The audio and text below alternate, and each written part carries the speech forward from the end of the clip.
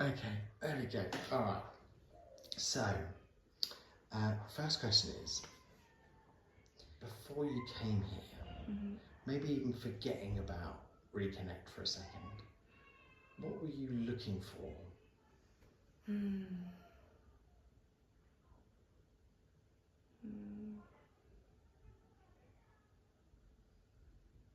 I think I was looking to feel more like myself. I was just feeling a bit disconnected to the way I know myself to be. Okay,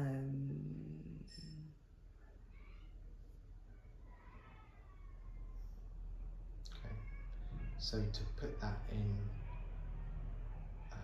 positive framing then, what were you hoping Reconnect would do for you?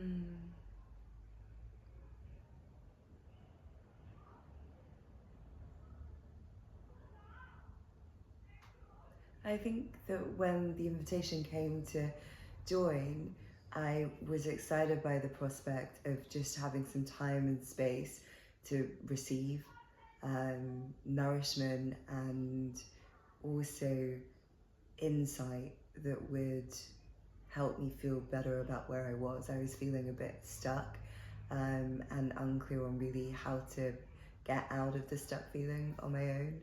And so I was hopeful that just getting away and being somewhere new, but in addition to that, also, being in a space that was structured and held and facilitated. I think I was hoping to feel the love that I have for myself again, because I hadn't been feeling that. I've been really hard on myself recently and just not being very kind or loving towards myself. So I think I was feeling a bit malnourished. And so I was hoping that by coming to the retreat, I would receive some of that nourishment that I've been missing.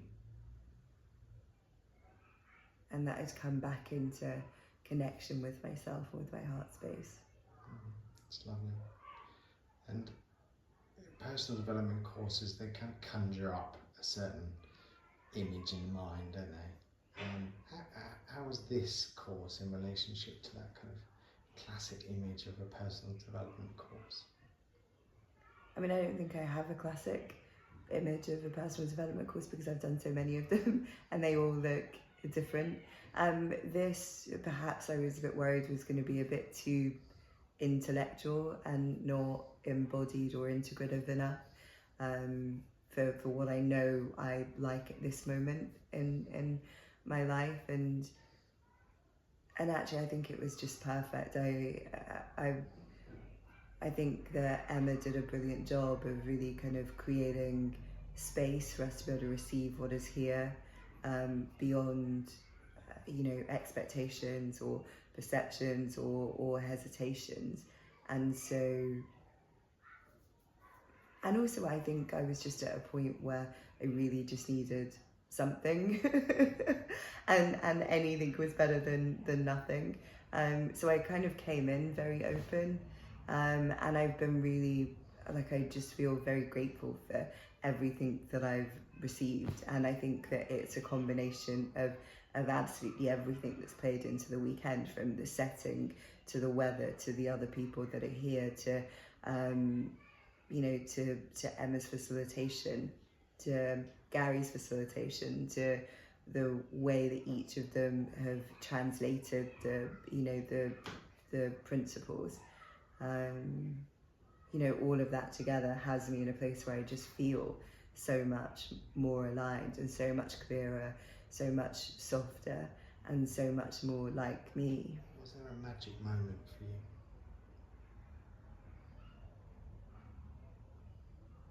No, I think they've all been magical moments.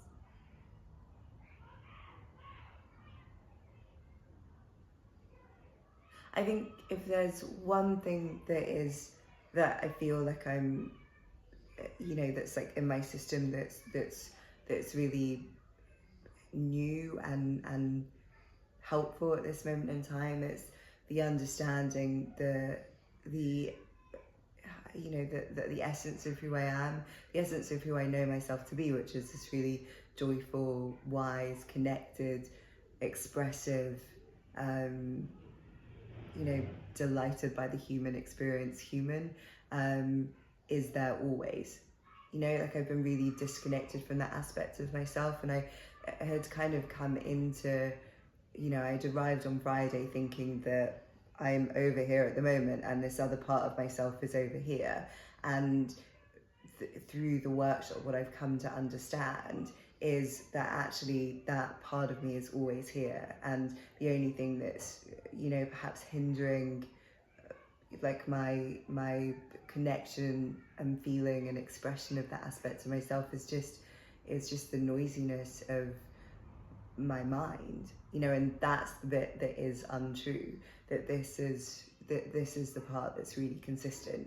And that's the part that I don't have any control over. But the thing that I do have control over is how I'm creating and experiencing in the everyday.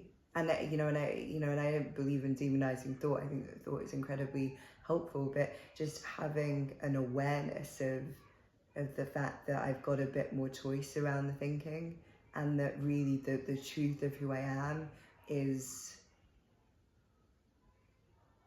that other aspect that I thought was over here, but in fact isn't, is here and is always here consistently. One other thing that I really just want to give voice to is that I just feel so much better for having had deep and meaningful, connected conversation with all of the other people that are here.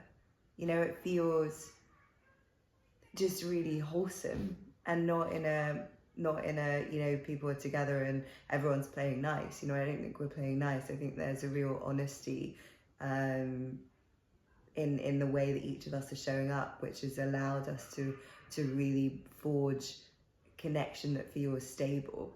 And I think that has really been very valuable to, like, there's a medicine in that also that I was needing. If you imagine someone that was maybe being very hard on themselves at the moment, maybe not giving themselves that self-love, and they may be thinking about doing something like this, but they're really on the fence about it, is there something you would like to say to them?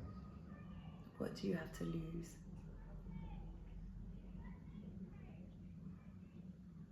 And I think it's important for the focus not to be on what you have to gain, but because you just never know.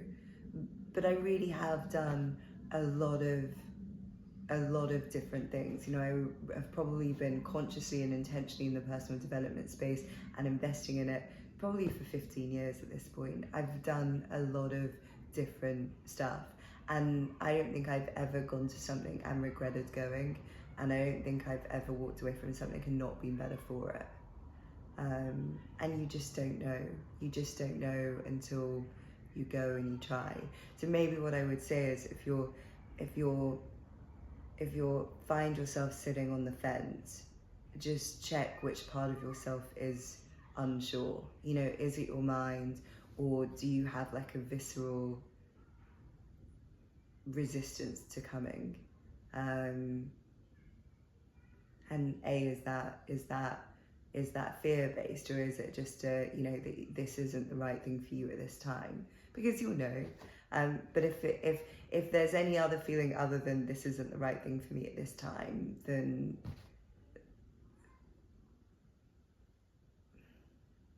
go on the retreat and see what's here for you.